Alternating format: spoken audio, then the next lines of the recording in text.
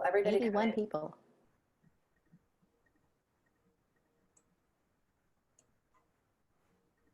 We could probably wait like a minute or two just to get the stragglers because it is only 6:33. I'll let everybody connect in. Okay, let's start at 6:35 then. I have a silly question. Does my blazer show up very pixelated on your screens? Because it looks like it is very pixelated on mine. It is a little bit, it's the weave on it. It's not pixelated on mine, Chloe, and hi, Chloe. I think it looks nice, Chloe.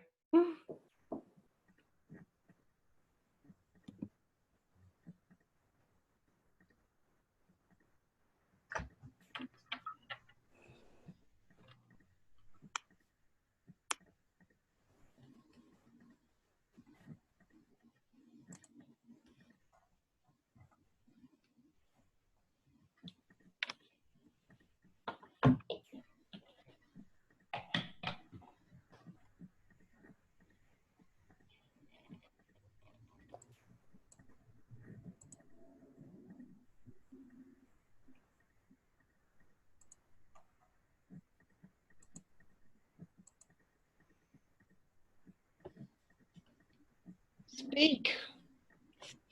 We're just waiting for a second for some other people to sign in and stuff. So if you guys want to hang out for 1 second. Can I be heard now? Yes, you can. Are you going to put me on mute? Yes, I will. Okay, good. So I can leave the mic on now, right? Yeah, so it's just if you scroll over your image, you can actually mute yourself. Ooh. There you go.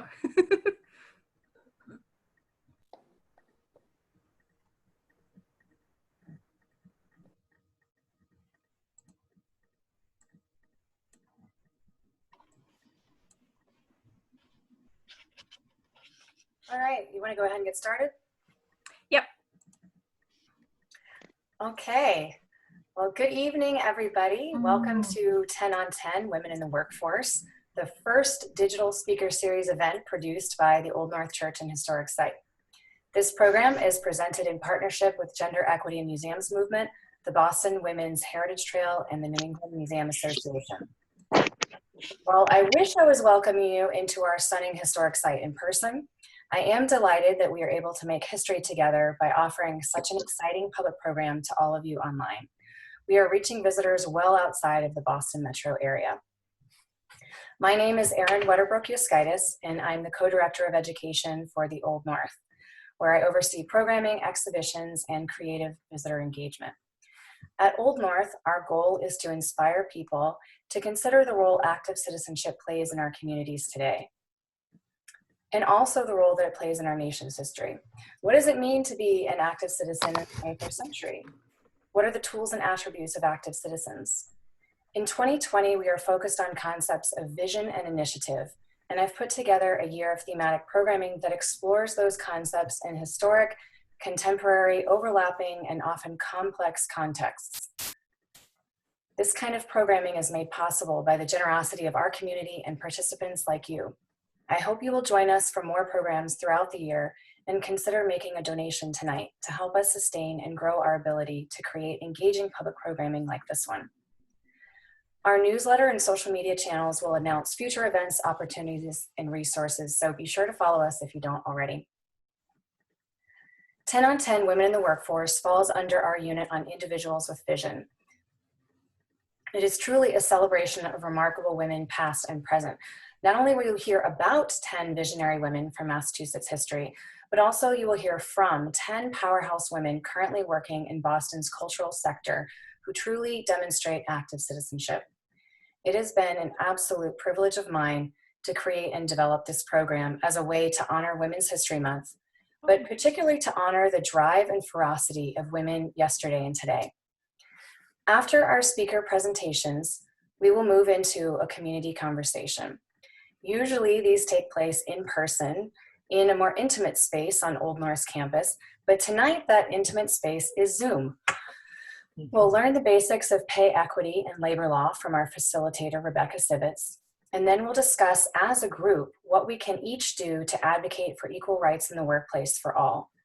Please stick around to contribute your voice to the discussion. You can type into the chat feature to ask a question or make a comment, or use the raise your hand button if you wish to speak. We deliberately chose a meeting format for this program so we can all see each other's faces and feel the power of the hive. As I mentioned, tonight marks Old North's first digital public program, and your feedback is very important to us. At the end of the program, please look for a link in the chat to a survey to let us know how we did. We'll also be sharing a link to a new section of our online gift shop focused on women's history. Now I'd like to invite our program partners to share with you the important work they are doing in our community. Scarlett. Thank you, Erin, and to everyone participating and tuning in tonight. My name is Scarlett Hoey, and I'm part of the Gender Equity in Museums movement. GEM is a coalition of individuals and organizations in the galleries, libraries, archives, and museum fields. We work to raise awareness, affect change, and champion transparency around gender equity in the workplace. We offer resources on our website to help support museum workers at all stages in their career. And I know the museum field is not alone in needing improvements, so I hope everyone can learn something from visiting our website, www.genderequitymuseums.com. I'll now turn it over to Michelle Jenny, Executive Director of the Boston Women's Heritage Trail. Hi, this is Michelle Jenny of the Boston Women's Heritage Trail. I'm so happy that we were able to be partners in this interesting event. Founded in 1989 and now going into our 31st year, our mission is to uncover, chronicle, and disseminate information about women who have made lasting contributions to the city of Boston. We have established more than a dozen trails throughout Boston neighborhoods to tell the stories of women ranging from the well-known Abigail Adams to the should-be well-known Ellen Swallow Richards, but if you saw the Globe today, she was featured as part of their Boston Women's History Month. Anyway, so we publish a guide that is available on our website. And the guide has about 12 or so trails through neighborhoods. We recently completed work on a wonderful suffrage guide that goes through suffragists and suffrage sites in the city of Boston. We had programs at libraries with slideshows detailing some of the information in here, but because of the COVID crisis where everything like that is put on hold. Over the years, we have worked with the Boston Public Schools and developed school curricula. We've done essay contests. We've helped students design their own trails in their own neighborhoods. We serve as a resource to the city on gender equity issues. We participated in lots of efforts to name schools, public parks, and even bridges. I don't know if you've seen the Grimke Sisters Bridge in Hyde Park, but we're happy to have had our say in that. The most visible aspect of the work we do is the collaboration that resulted in the Boston Women's Memorial on Commonwealth Avenue that was installed in 2003. And over the years, we have held a lot of sort of anniversary events to keep that sort of subject alive. We believe that if you can see it, you can be it. And anyway, we're very happy to be part of this, and to find out more and to get on our mailing list so you can find out when we're going to resume the guide to the vote, you can go to bwht.org. Thank you. And I'm now giving off to Heather. Welcome, everybody. This is Heather Riggs with the New England Museum Association. I'm Director of Administration here, and we are a member-based organization of museums, museum professionals, and businesses and consultants that work with museums throughout New England. Our member base is over 2,500 people, which is awesome, amazing how many museums are out there. In our typical calendar year, outside of this year, we usually have a spring workshop program that is located throughout museums throughout New England, and we also have a fall conference. This year it's going to be down in Newport, Rhode Island, and then we usually attract 800 people, probably be a little less this year with COVID and everything like that. For more details about NEMA, our website address is nevanet.org. We also have a public-facing interface on our website that you can actually see museums throughout New England and stuff like that. I know you can't go visit them now, but maybe when we can, it would be great if you guys could take a look at that. Thanks, and then I'm gonna put it back to Erin. So before I introduce our first speaker, Heather, I'm wondering if you can run through just a few quick pointers for all of our participants who may be new to Zoom. Yep, that's not a problem. So what we'll be doing to begin with is we'll be using our chat feature if you want to type a question in there and stuff like that. And then when we get to Rebecca towards the end, we'll be asking all of our presenters these questions. So keep that in mind, but we will be keeping track of that one. You do have the option to actually verbally ask your question. You'll just need to raise your hand. And you could do that by scrolling over your name in the participant list, and then you can raise your hand and we can call on you that way. Keep in mind that this is a large meeting. There's currently 92 people on this phone call, so make sure that you keep yourself muted or I'm going to have to come mute you. And I don't want to do that. So it's just pretty easy. I mean, it's definitely one of those easy platforms, and just have a good time tonight. Great, thank you. Thank you, Scarlett, Michelle, and Heather for participating tonight. And a sincere thanks again to Gender Equity in Museums Movement, the Boston Women's Heritage Trail, and New England Museum Association for serving as our community program partners, but also for their ongoing support during the development of this program. So without further ado, I'd like to introduce our first speaker for the evening, Dina Vargo. Dina is the author of Wild Women of Boston and Hidden History of Boston, and she works in the affordable housing field. She is also a Boston by Foot docent. So when the pandemic is over and quarantine has been lifted, you can take her creative tours. Dina, take it away. Hey there, thanks so much. It was so great seeing all the faces pop up, just seeing so many friendly faces. I can't wait for the opportunity to hear all these stories tonight. And also, thank you for the opportunity for allowing me to wear lipstick again for a day. What a great feeling. So what I'm gonna do is share my screen with you and run through a PowerPoint presentation. Share. There we go. All right. The woman I'd like to tell you about today is Mary Ann Brown Patton. She was born in Boston in 1837, and just shy of 16 years later, she was married to her husband, Joshua Patton, at the Old North Church. So we can't be there today, but I thought I would bring a little piece of the Old North Church to you.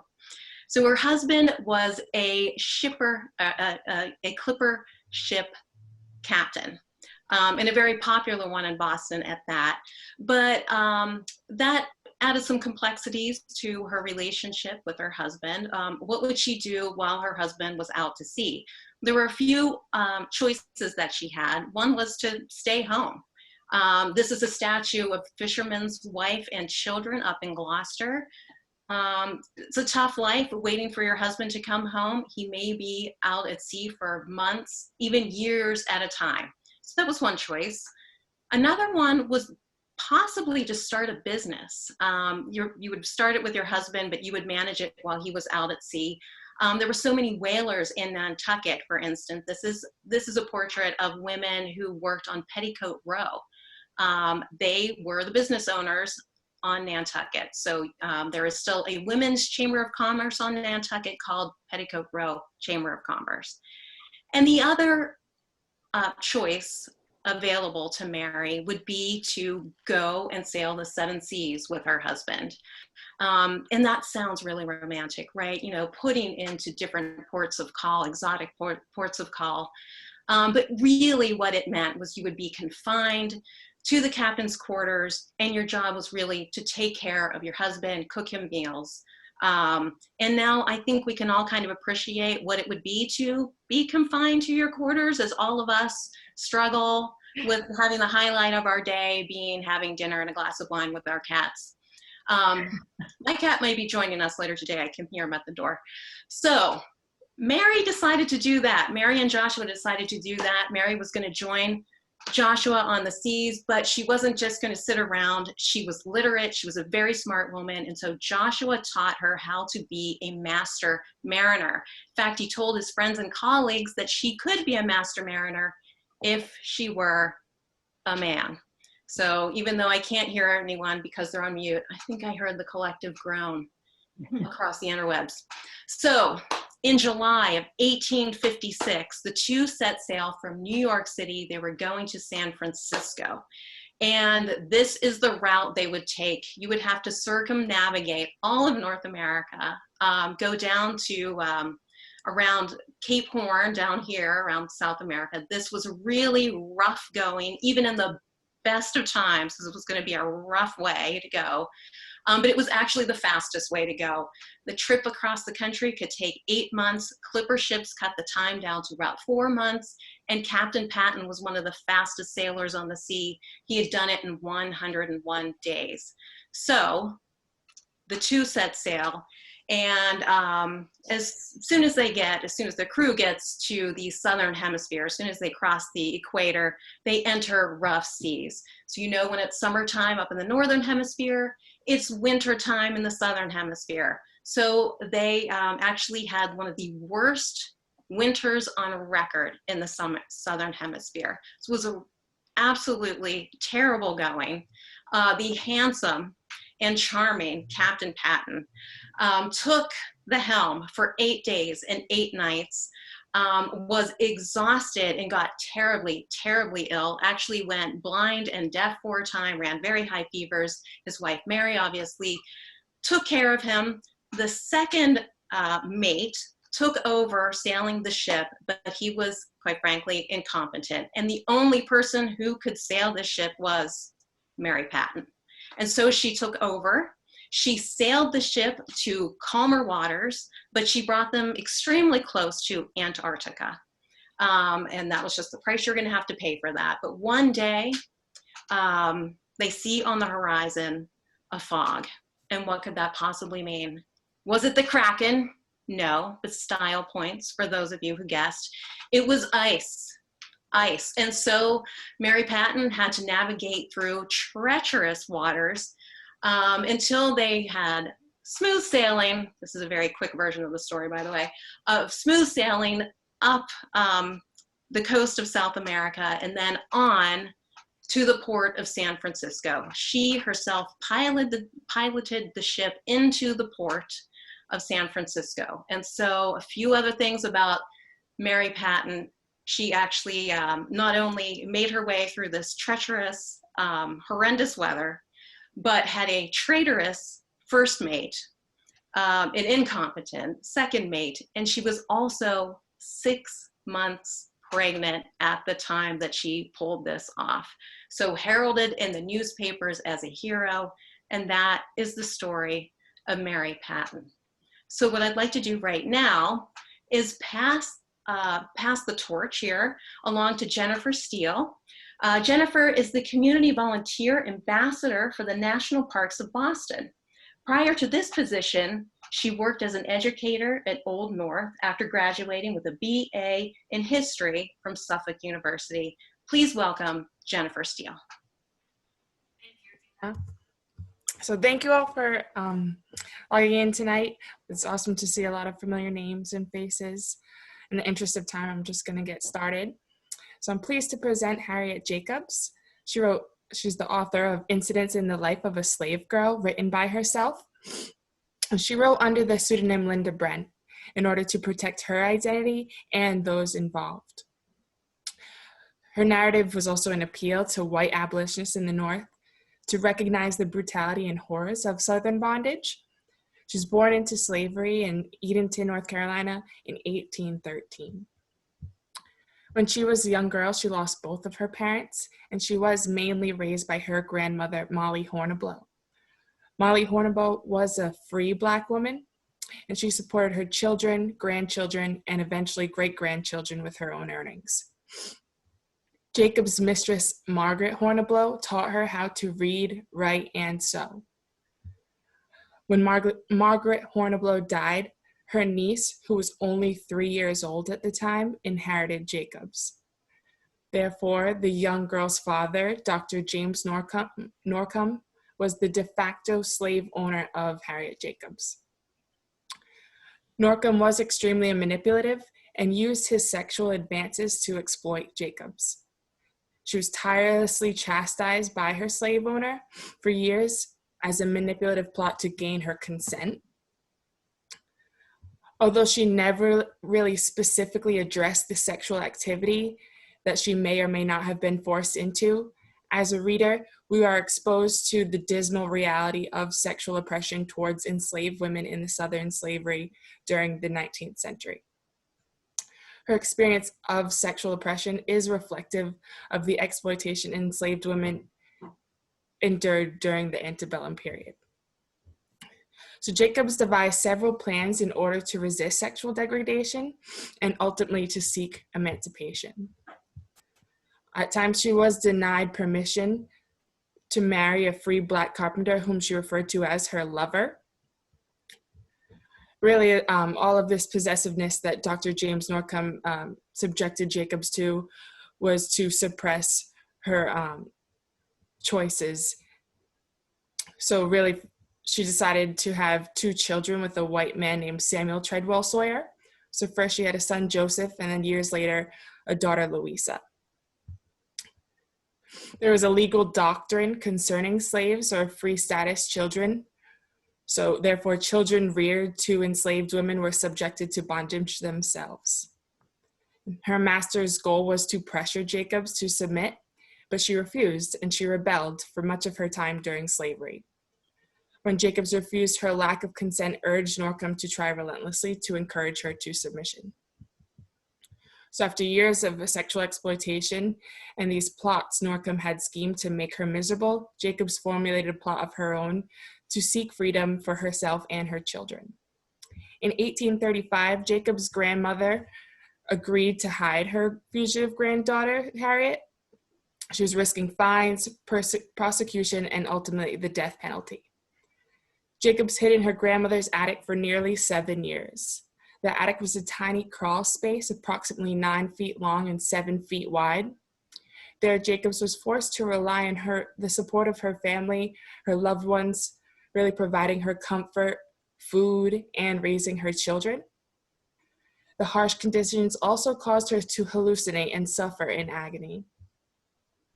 And as a result of her escape, Dr. Norcom, her slave owner, posted a $100 reward to begin to persecute her and her loved ones.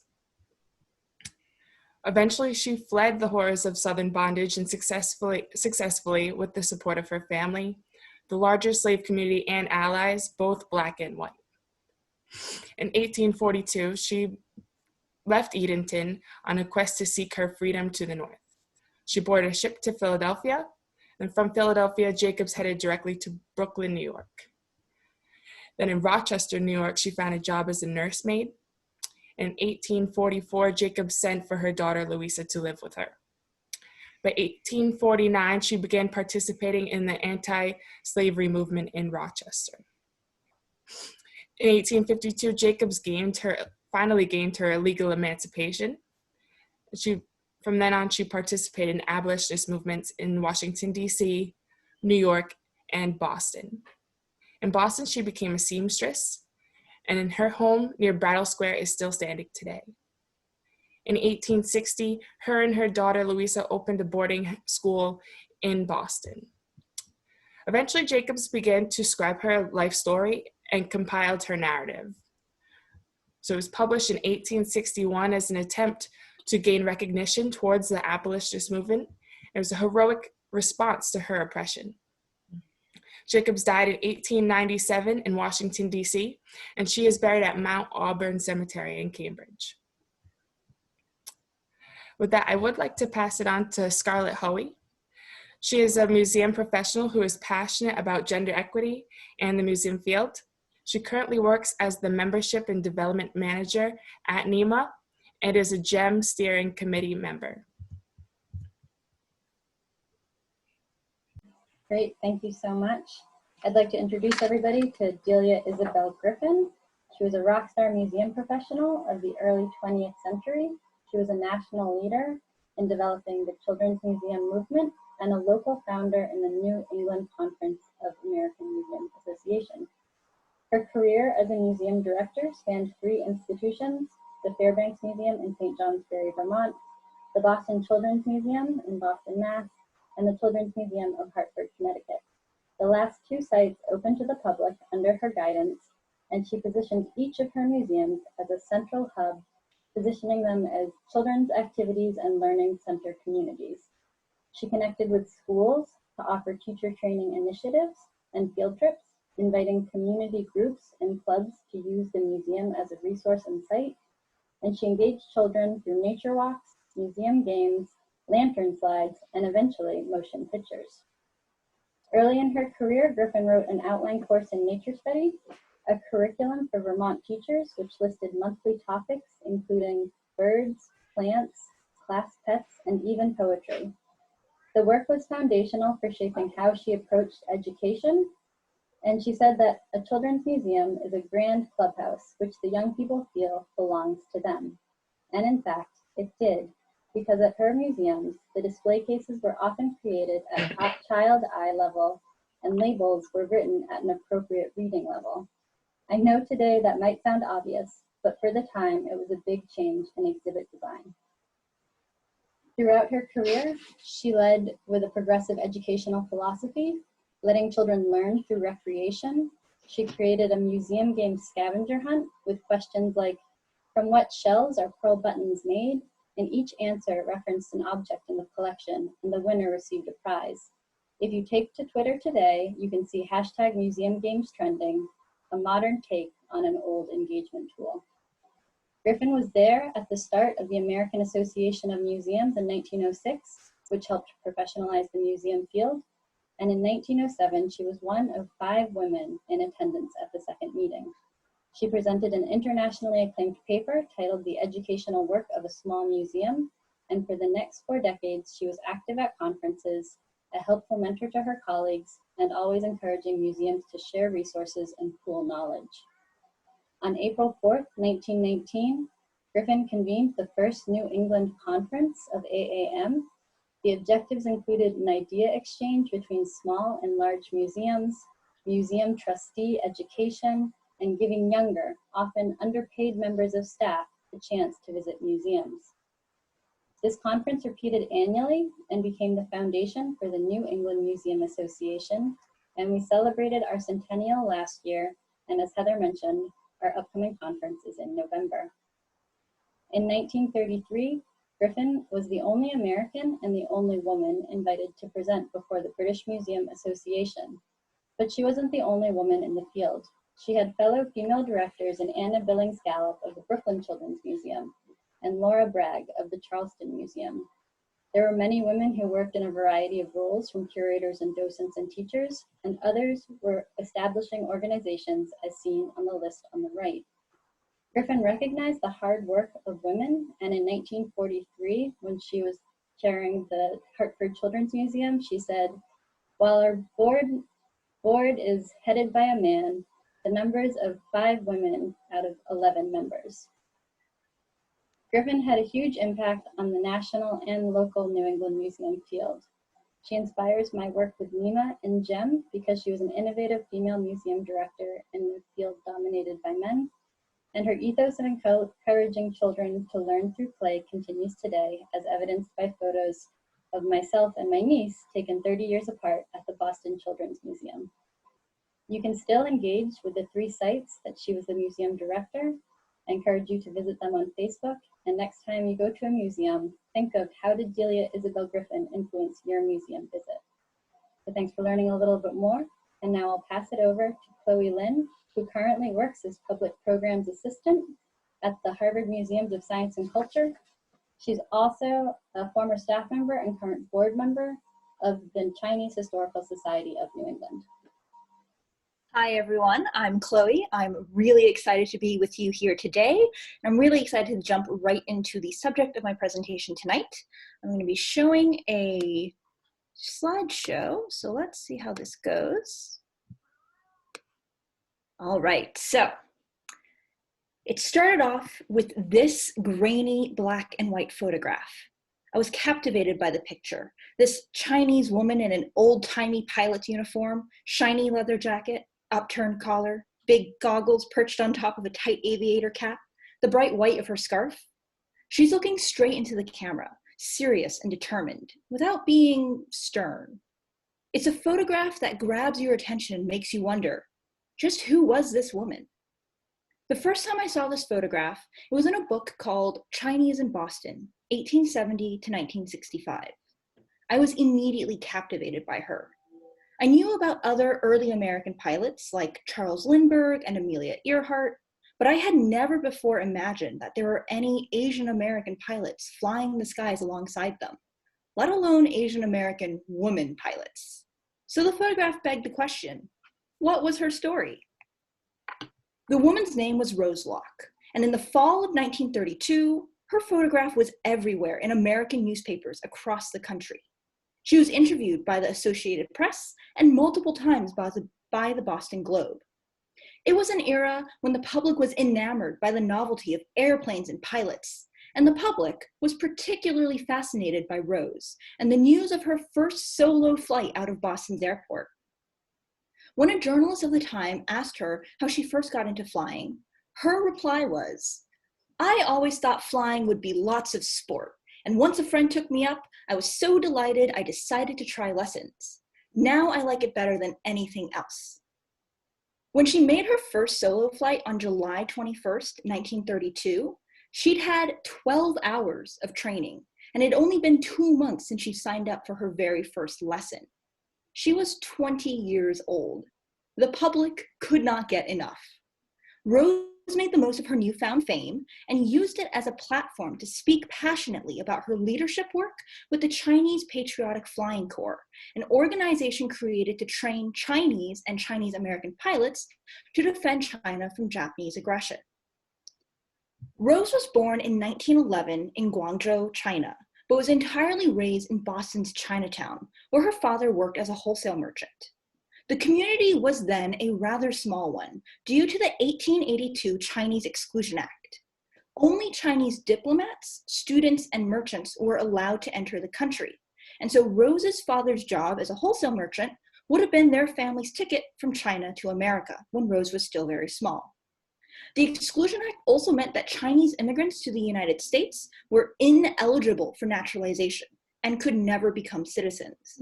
Rose's identity would have been a liminal one.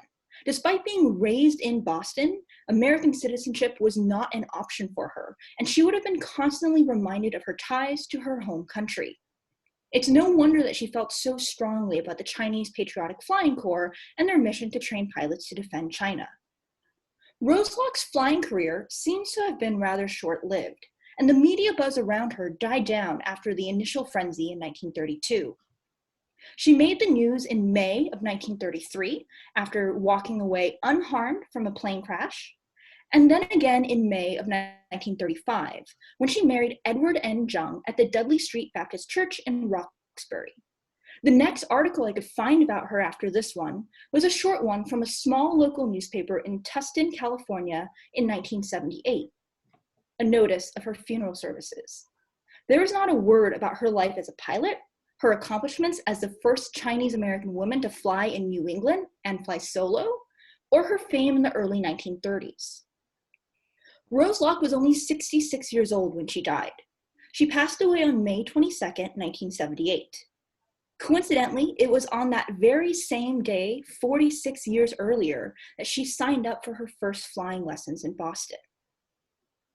I ultimately came out of my research of Rose Locke with far more questions than I had coming in. How did Rose's parents react when she first told them she was signing up for flying lessons? Did she ever become an American citizen? And if so, how did she feel when she was naturalized? Did Rose stop flying after her marriage? Or after the birth of her daughter? Or did she continue to fly long after the newspapers stopped reporting about it? What did she do in those long years between her marriage and her death? Did she work, or did she stay home to raise her daughter? Did she ever tell her daughter about her life as a pilot? Did she often think back to her youth when she flew above the skies of Massachusetts? We may never know some of the details of Rose's life, besides what was documented by journalists of her day. There are no archives of her papers, no oral history documented for future generations to learn from, no keepsakes donated to a local museum. But nonetheless, these glimpses of her life and her indomitable spirit live on in places like newspaperarchive.com and the archives of the Boston Globe. Although one short presentation on her life won't save her from eventual obscurity, I hope that by sharing her story, I've helped her to live on for just a little bit longer tonight. Thank you. I am now turning it over to Erin, who is filling in for Elise Couture-Stone, Donor Engagement Manager for the Boston Preservation Alliance. Thank you, Chloe. Hi, everybody again. As she said, I'm filling in for Elise, who had to drop out due to illness. Using her research and a tiny bit of my own, I'm presenting on Margaret Nichols Shurcliff, one of the well-known Nichols sisters of Beacon Hill at the beginning of the 20th century. She was a mother, wife, business owner, carpenter, activist, and athlete. I've decided to break the presentation down into 3 parts as we dive into understanding what made Margaret remarkable. My goal is to help you place her life in context.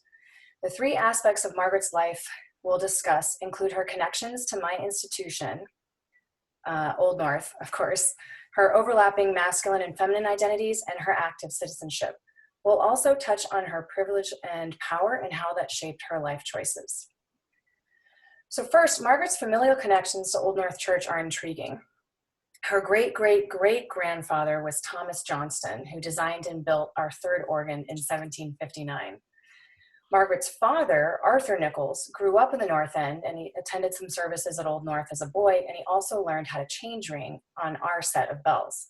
This fact comes into play later when we talk about one of Margaret's hobbies. And finally, Margaret married Arthur Shurcliff, a noted landscape architect who designed the Washington Garden on our campus in the 1920s. So these facts are seemingly random, but they actually indicate the presence Old North Church had in the Boston community, even amongst people who weren't congregants. This fact makes me think of 6 degrees of separation. Old North is Kevin Bacon in this situation. Considering Margaret's familial connections with Old North, it further paints a picture of her standing in society, her level of wealth, her social situation, and even her education. Old North was built as a church for well-to-do white folks, and its social circles were far-reaching and powerful. Margaret was an early 20th century slasher. She was a mother / wife / business owner / carpenter / activist / athlete. She defined the kind of life she wanted for herself. So in doing so, she blended the stereotypical masculine and feminine spheres in everything she did. So let's consider her feminine identities first. She grew up with strong female influence in her mother and with 2 independently minded sisters as well. As mentioned earlier, Margaret married Arthur Shurcliff. Unlike her 2 sisters, Marion and Rose, Margaret wanted to get married and have a family. She had 6 children, 3 boys and 3 girls. She developed an intense hobby in handbell ringing, introduced to her by her father. She's credited with introducing and spreading the art of handbell ringing in the United States. So the point here is that Margaret did not eschew the traditional expectations of women at that time. She said, yes, I want to get married and have a family and have a socially acceptable hobby that brings joy to people, all within acceptable confines. And she said, yes, and. These aspects of her identity were not the only things that defined her. So what did she say yes and to? She had quite a public life in realms usually considered strictly male. She showed an early interest in woodworking. So as an adult, she taught her own woodworking classes to teenage boys at the Ellis Memorial Club, and she sought commissions for them after they were trained. She started her own carpentry business with 2 other women in her neighborhood to create reproduction antique furniture on commission. They called their shop the Pegleggers. And this was her side hustle, by the way, amongst rearing 6 children and doing everything else she did. She also participated in political activism and advocated for civil liberties for decades, primarily through the Women's Peace Party around the time of World War I, and then later in the League for Democratic Control. She became involved in labor disputes, most notably supporting the textile workers on strike in Lawrence, Massachusetts in 1912. She was also an avid tennis player and won important tournaments. Her athleticism at this time is huge. It's quite uncommon to read about a woman of her upbringing competing in sports. So Margaret seamlessly wove together all these different identities for herself. In fact, if I hadn't assigned a time frame to her and just spoke about a woman with 6 children who was a business owner, an athlete, and an activist, most of you would quite understandably assume that I'm talking about a 21st century woman. She was not held back in the least by being a woman, but still chose to do the things women were expected to do. I go back to this idea of yes, and. So when I started to put the pieces of Margaret's life together, from reading Elise's research and doing some interpretive thinking, because that's what I do as a museum educator, what started to surface for me was the fact that she was truly an active citizen. From everything I've mentioned thus far, how can we describe her? She was community-minded, she was compassionate, she held progressive views for her era, she felt compelled to improve society, she liked helping people and bringing them joy, and she didn't participate in frivolous activities. She was also passionate about assisting immigrants. Margaret was integral to Boston's civic and cultural life, and she made her mark again and again. The idea of being an active citizen in her community had to have been a front of mind choice for her. I do want to clarify here before I conclude that Margaret's experience was not reflective of the broader American woman experience. Her privilege allowed her to accomplish everything that she did. Immigrant women and women of color did not have the same opportunities that the Nichols sisters had. Margaret came from a wealthy family. She was raised in Beacon Hill. She was sent to school. She was white and heterosexual and didn't rock the boat in terms of traditional expectations. Because of these privileges, she had access to certain circles and levels of power not afforded to other women of her era. I include this information not to dismiss Margaret's contributions or to diminish how much of a badass she was, but to place her experience in historical and social context. People are a product of their time. They are flawed, magnificent, and contradictory. The woman who helped the labor strikers in Lawrence and helped immigrant teenage boys learn carpentry also held racist beliefs about people of color. We must hold these dichotomies in place.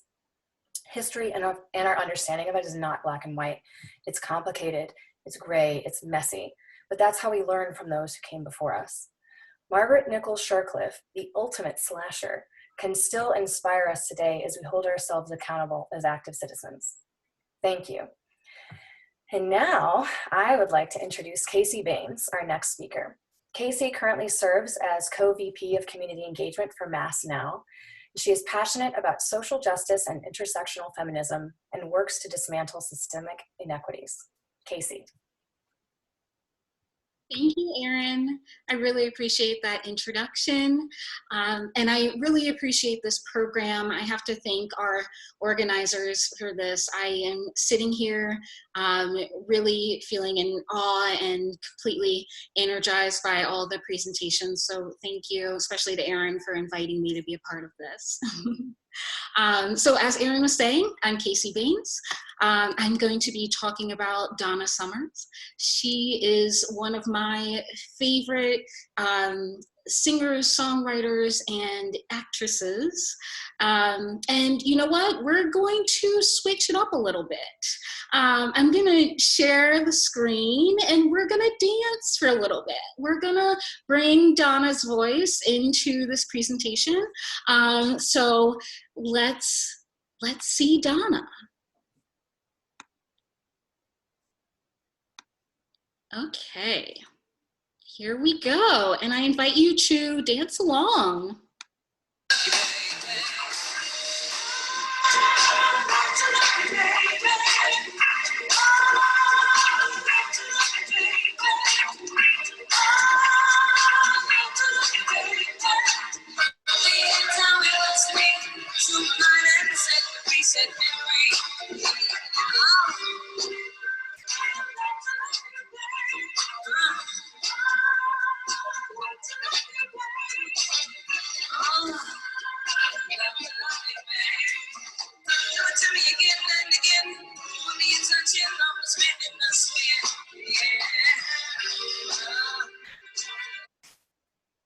Okay. All right. I hope that you danced a little bit and enjoyed seeing Donna and hearing her voice. You know, I, like many other people, I have always been in awe of the Queen of Disco, right? She was born here in Boston, and as a woman of color, and as a woman of color who decided to put her voice out there and her personhood out there over and over again, I continue to be inspired by her. So what I'm going to do is I'm going to walk through a few points in her life that I think are especially poignant. I'm going to remind us about the historical context, right, that was really adding to Donna's decisions and the moves that she was making in her life. And then I'll close it out. So as I said, Donna was born in Boston, specifically in Mission Hill. Both of her parents one of her parents was a school teacher.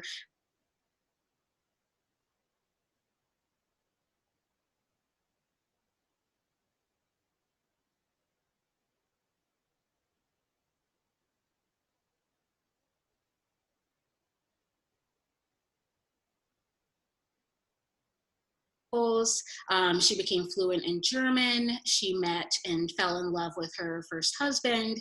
And you know, it's interesting that she found her voice in church, performing for the congregation. And then a few years later, as she was really pushing this genre of the discotheque, right?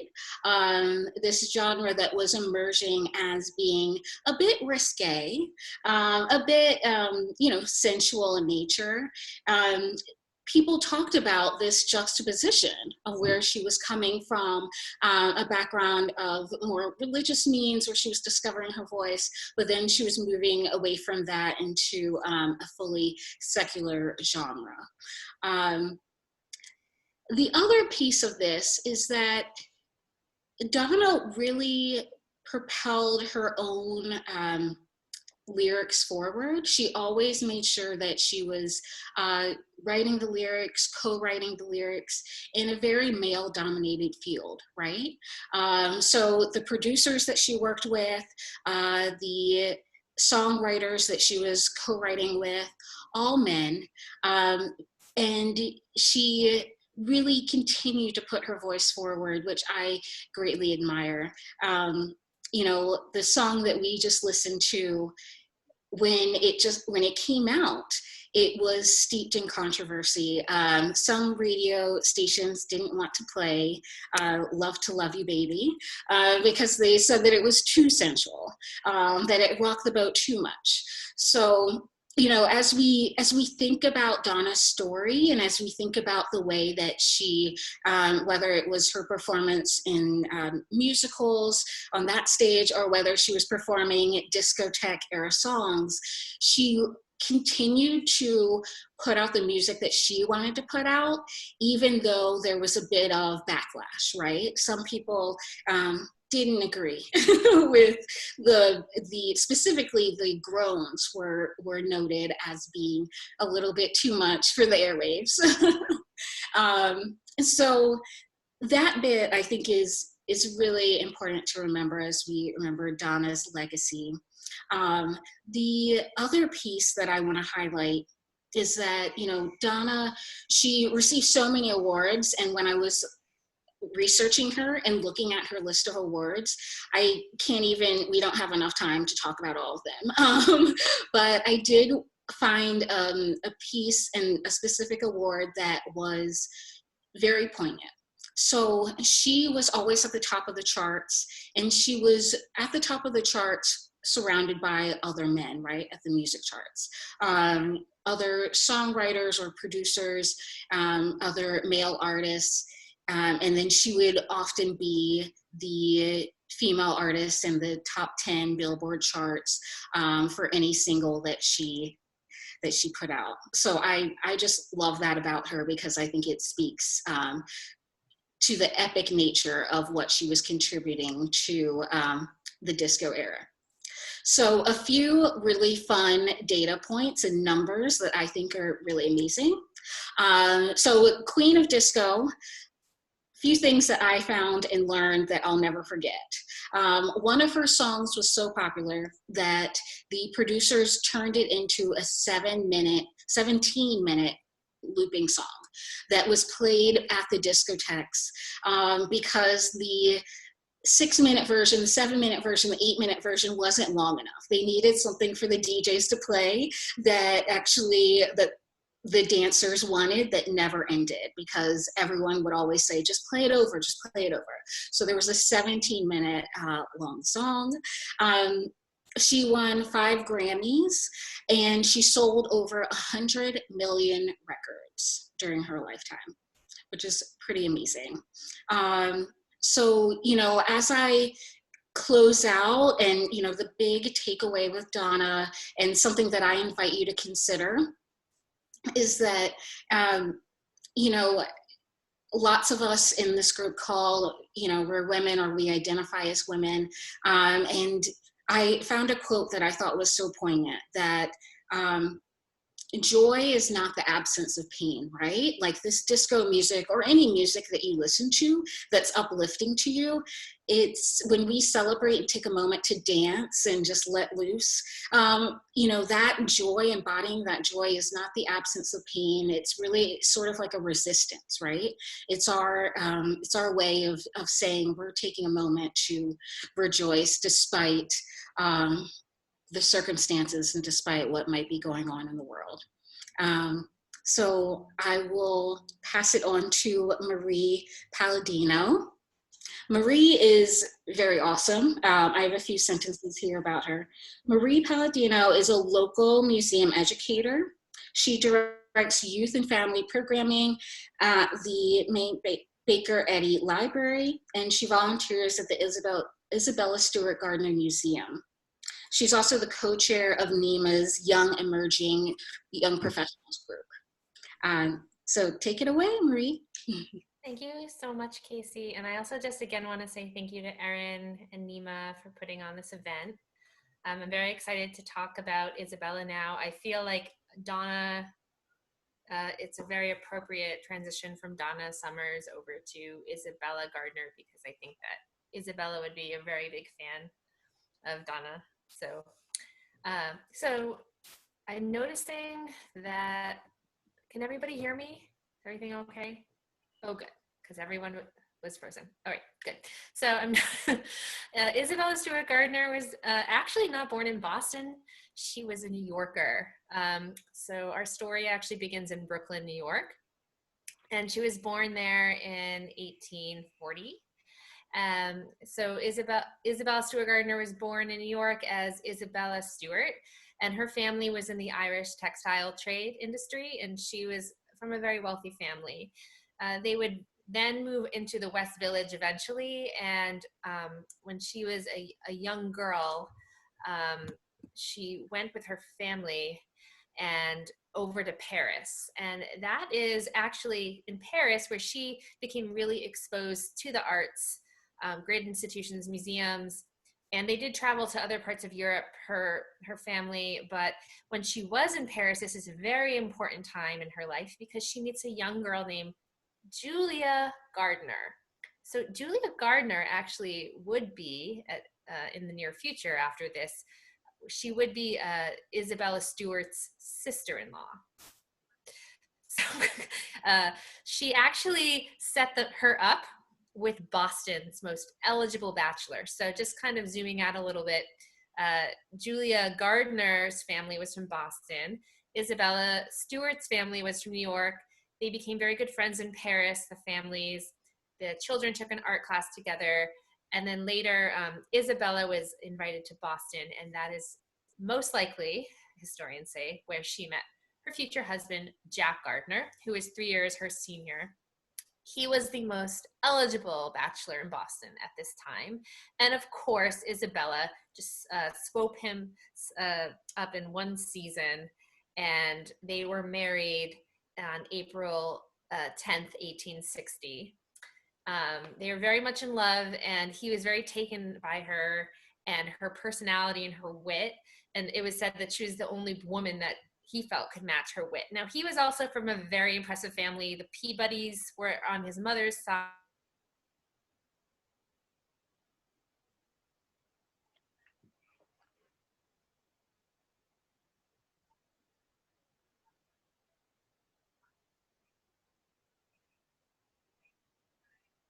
And she, I see it says my internet connection is unstable. Is everyone still hearing me okay?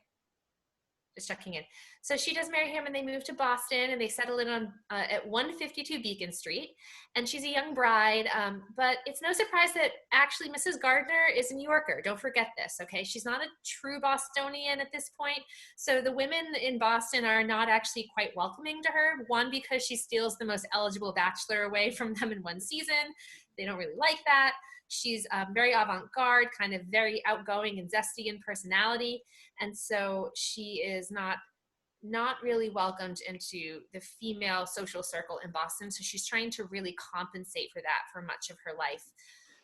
She gets pregnant, has a child, little Jackie, and he is dead. He passes away when he's just under 2 years old, and she is devastated.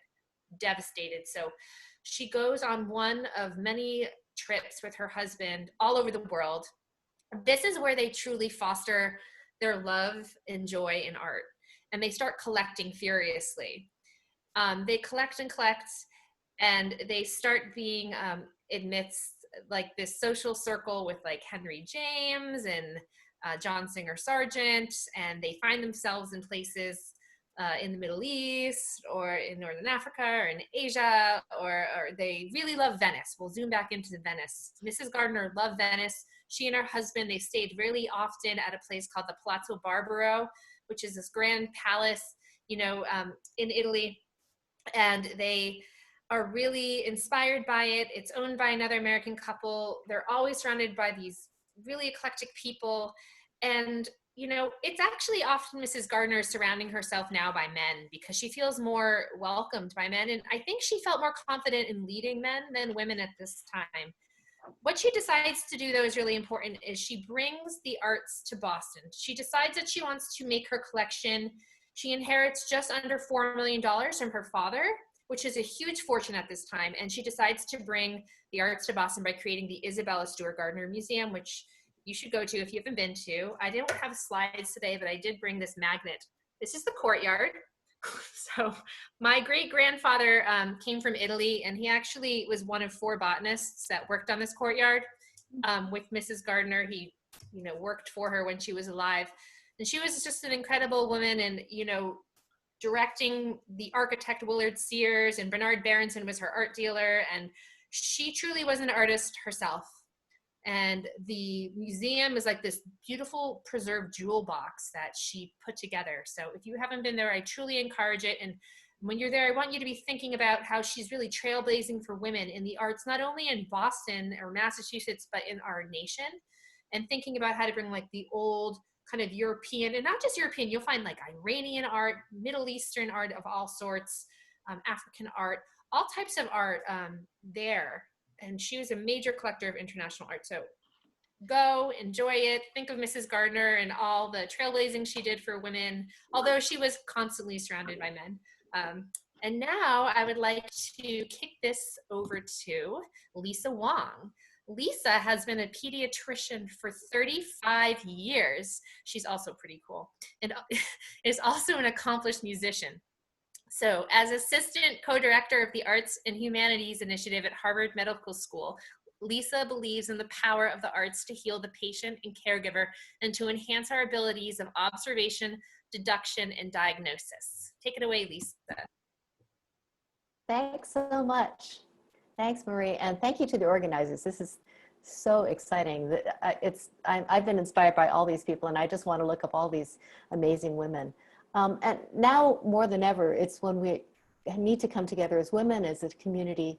And before I start, I'd like to pause just for a moment to think of all the victims and patients and caregivers and this pandemic. And our thoughts are with you, and we're so grateful for the people who are taking care of our nation. So please, everyone stay safe. So my passion is the interdisciplinarity between arts and sciences. And so when Erin asked me who I'd like to talk about, I chose Frances Glessner Lee. So I'm going to share my slides with you here.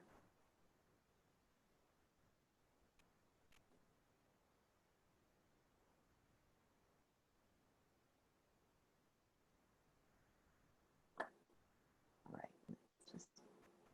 okay. So Frances is an interesting woman. She was homeschooled. She wasn't allowed to attend college, but nevertheless, she became one of the history's greatest criminologists, and through the art of making dollhouses. She changed the course of forensic medicine forever. Like so many of our women today, there are many stories to tell, and so I divided Frances's very amazing 83 years of life into 3 interdependent chapters. So let's start with chapter 1. Our story begins in Chicago at the turn of the 20th century. Frances was born in 1878 to the Glessner family, who were industrialists in farm equipment. Her parents were prominent in the Chicago society, and Frances and her brother received a stellar home education. Frances loved reading and was particularly fascinated by books about Sherlock Holmes, written by physician author Sir Arthur Conan Doyle. And while she desperately wanted to follow her brother to Harvard, it was felt that neither law nor medicine was appropriate for a young lady of the day, so instead she was married at the age of 19 to a young attorney and went on to have 3 children.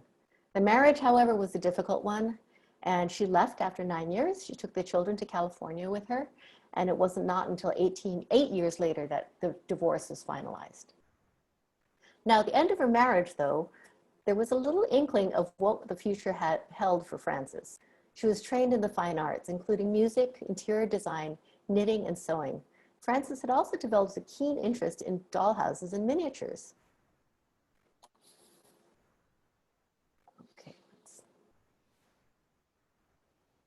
So in celebration of her mother's 65th birthday and to commemorate the 21st season of the Chicago Symphony, Frances created a full rendering of the orchestra in miniature, including all 90 musicians with their instruments, music stands, and even handwritten music in the proper clefs, because of course she's a pianist. And we're fortunate that this miniature symphony still is preserved on display in the Glessner House in Chicago. Now, following the death of her parents, Frances moved permanently to New England, dividing her time between the Glessner summer home in New Hampshire and Boston, where, now in her early 50s, she had remained close to her brother's Harvard classmate, Dr. George Burgess McGrath. She and Dr. McGrath shared a fascination with and love of the growing new field of forensic science. Dr. McGrath became the medical examiner of Suffolk County, and he argued that, just like Sherlock Holmes did, scientific and medical reasoning was important for solving crimes. So in 1931, Frances used some of her inheritance to endow the newly created Department of Legal Medicine at Harvard Medical School.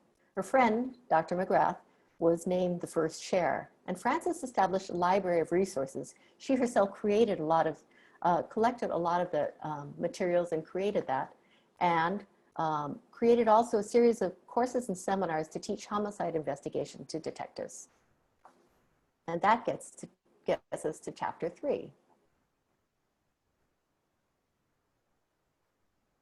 Sorry, I'm just trying to see where we are. Okay, there you go. In 1943, when she was 65, the New Hampshire State Department of Police actually named her a captain, a police captain, for the town of Littleton, New Hampshire. She was the first woman to have ever been given that role. And in fact, actually, nobody was hired to be, there were no women hired as police in that department for another 25 years.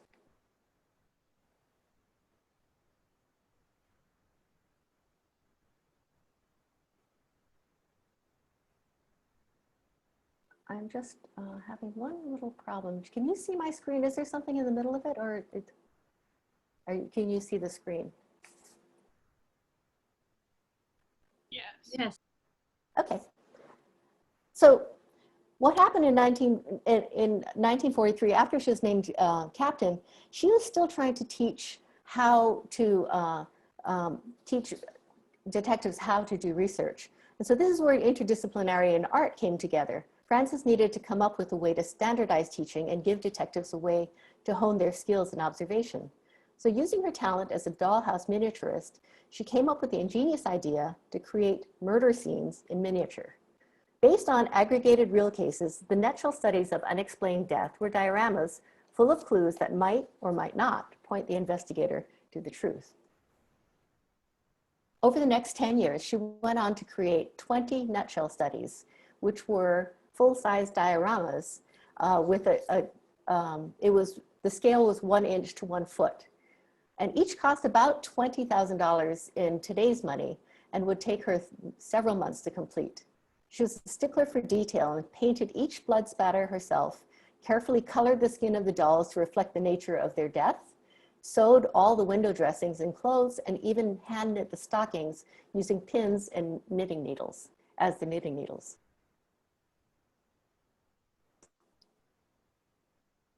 So, as an epilogue, what I just wanted to tell you is that Frances, after she died in 1962, her legacy lived on. The nutshell studies are now up on permanent loan from Harvard to Baltimore's police department, and twice a year, they still have seminars using the nutshells to learn about criminology. And for the first time, just 2 years ago at the Renwick Gallery at the Smithsonian, they were put on public display. And as for the Department of Legal Medicine at Harvard Medical School that she established, that continued until 1967, and then it became the Center for Bioethics, which is so important to us now. And it is chaired by a professor who holds the Frances Glester Lee Professor of Legal Medicine chair. And so now I'd like to pass the baton on to Jody Smith, who will be talking about Gertrude and Matilda Beebe.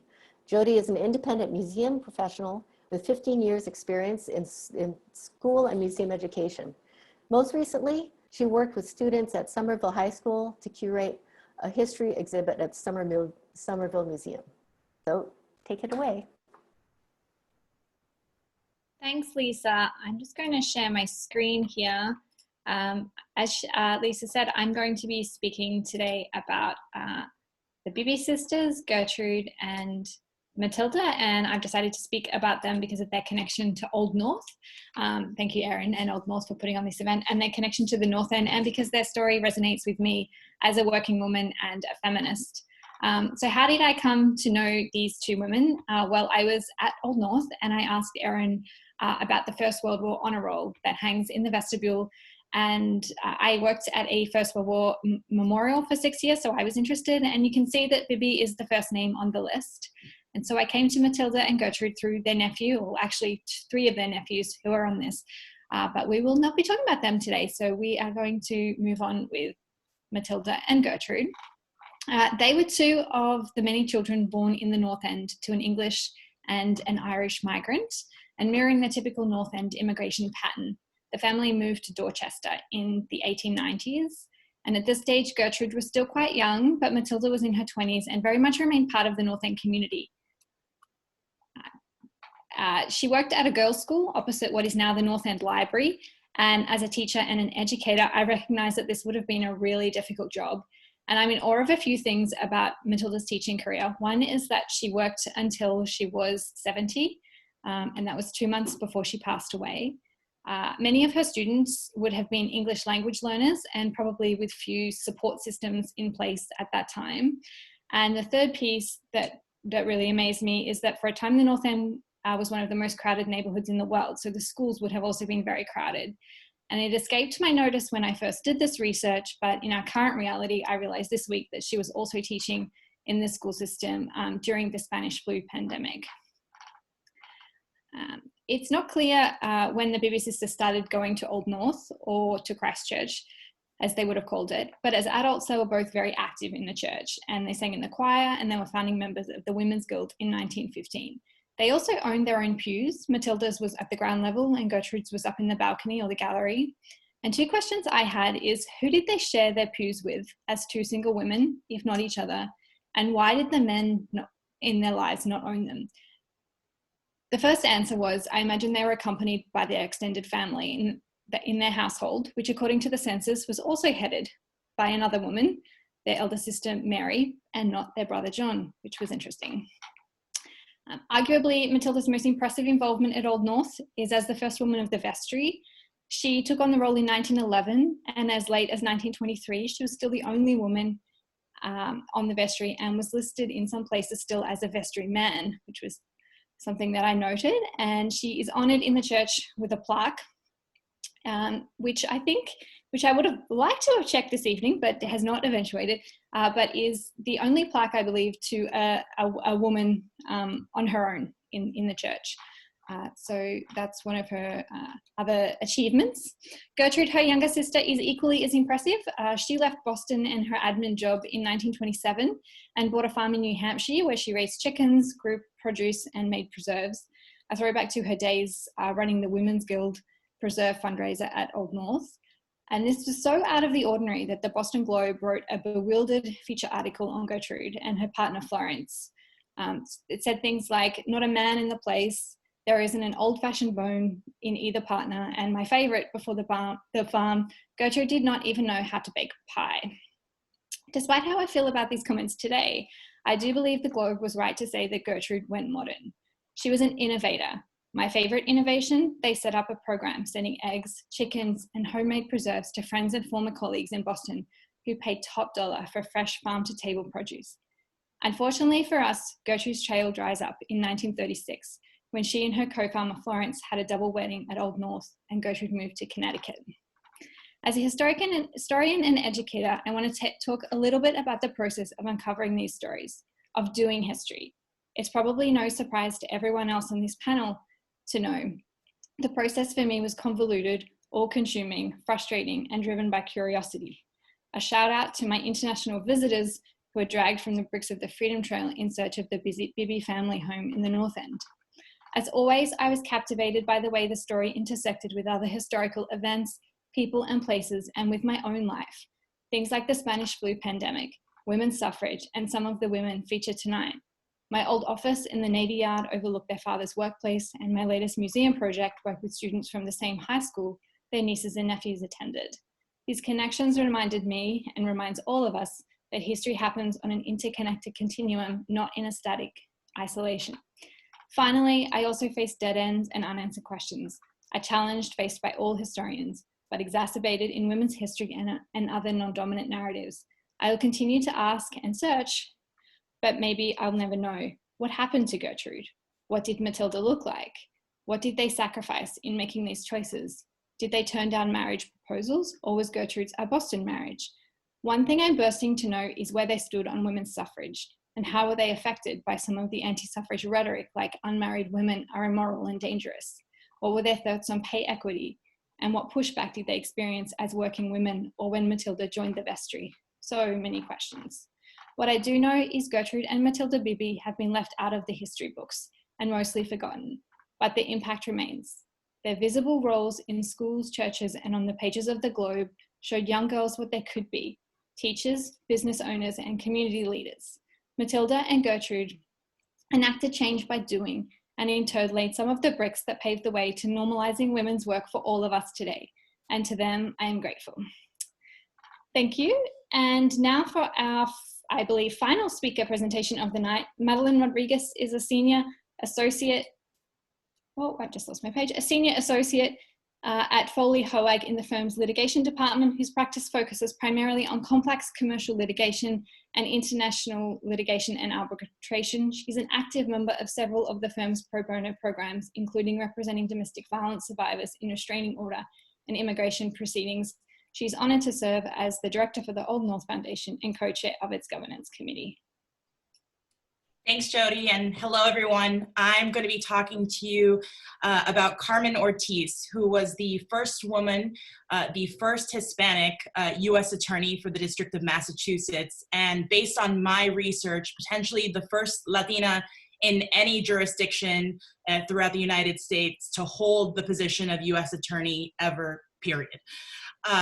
She was born in New York City and to Puerto Rican parents. Both of her parents worked multiple jobs. She lived in the projects of East Harlem. And her dad was a taxi driver and also sold things out of his cab, chocolates, toys. They ran a gift shop. And Carmen would often ride in the cab with her dad and help him sell different things, while still being very, very focused on her studies and eventually earning a scholarship to GW Law School in Washington, D.C. But even in law school, she kept that inherited, entrepreneurship, that spirit of working hard and earning every single moment, and opened up a cafe in the law school's basement where she would sell coffee, Krispy Kreme donuts, and all sorts of other things to help supplement her income and help pay for her law school expenses. After law school, she worked in the Department of Justice for a period of time, but eventually did make her way up to Boston.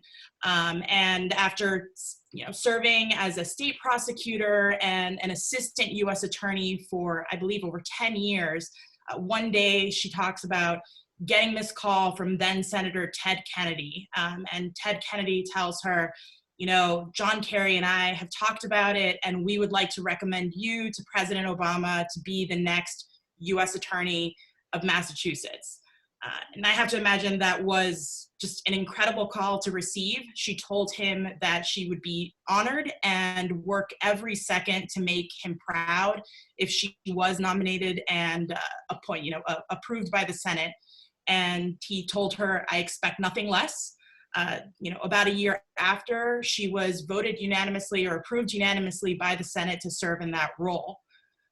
Why Carmen is significant to me personally, I am an attorney in Boston. I am Latina. My parents are Cuban immigrants. And just a few quick stats for you all. There are 1.2 million attorneys in this country, which is a big number, but to me seems small because 90% of the people in my life are attorneys. And it seems like we're everywhere. But of those 1.2 million people, only 6.1% are Latinx or identify as Latinx, and only 2% are Latinas, are Latinx women. Of the 2% of the legal profession that identifies as Latina, when we look at positions of power or the decision makers, the people who are high up, it gets even bleaker. 0.77% of law firm partners are Latina. About 5, the last time this was evaluated, of the general counsel for Fortune 1000 companies are Latinas. And even when you look at the associate level, only 2.45% of associates in law firms, in the major law firms throughout the country, are Latinx women.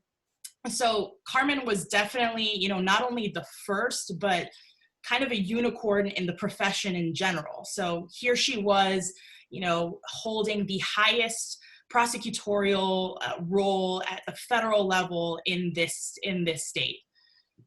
And for those of us in the legal profession who advocate for diversity and more representation amongst the people of color within the profession, sometimes we have to justify it, and we're faced with the question of, well, why does diversity even matter? Like, what difference does it make? And I think Carmen's time as U.S. attorney embodies why, diversity and being a person of color in these roles of power matters. While she was there, she shifted the focus of the office from low-level drug crimes to white-collar crimes, political corruption. That was a marked difference in how she ran that office and what sorts of indictments she encouraged the members of her team to bring. But I think her biggest legacy is also setting up a team for the first time in that office's history that was dedicated to civil rights enforcement. And actually, before she left that office, the civil rights enforcement team actually became a dedicated unit within the U.S. Attorney's Office in 2016. It took Massachusetts until 2016 to have a civil rights enforcement unit in our federal prosecutor's office. So a dedicated group of people that are working to prohibit activities that discriminate on people, against people on the basis of their race, sex, religion, disability, military status, and other protected classes. And that is a direct result of Carmen being a person who came from the background that she did and recognizing why something like that would be important for the role and responsibility of the law, of our public servants who are appointed to these positions to represent the constituents of the state. It's just, I think for me, really significant to not only have someone who is, comes from a background like I do, who is very proud to be Latina, and has different instances in her career that speak to the role her identity has played, but who is using that role and that position to further, the lives of other people. I think, probably when we look back at her, at her time there, people might remember her more as the prosecutor who led the Whitey Bulger prosecution, or who was the U.S. attorney during the Boston bombing, the Boston bomber trial and conviction. But really, those are different moments in history, and the legacy of having shifting the focus and really directing how cases are going to be brought in that office is something that can last for much longer. In terms of where she's at today, she is still a practicing attorney in Boston. She's a partner at the law firm of Anderson Krager. And I can personally speak to the fact that she continues to be a mentor, especially to law students and more junior attorneys of color. The first time I met her, I actually, I did not realize I was talking to that Carmen Ortiz. And I had just finished a stint as a prosecutor for 4 months. I was, the lowest person on the totem pole there because it was just a 4-month internship. And not only was she completely engaged and wanting to ask about my experience and my time there and have discussions about the role of prosecutors and prosecutorial discretion, but she was so warm and engaging that I asked her, "Oh, have you ever been a prosecutor?" And she was very, very gracious, saying, "Yeah, I was a state prosecutor, I was a federal prosecutor, and then I was the U.S. attorney." And by the time, my heart started beating again when I realized that I was talking to that Carmen Ortiz, I wanted to melt into the floor and completely disappear and never see her again. I have seen her again many, many times, both at these types of events that are recruiting or interviewing law students of color, or at Hispanic National Bar Association events. And she has always greeted me warmly. My introduction to her left a permanent mark in her memory, because she's always remembered my name and always talked to me, asked me how things are going.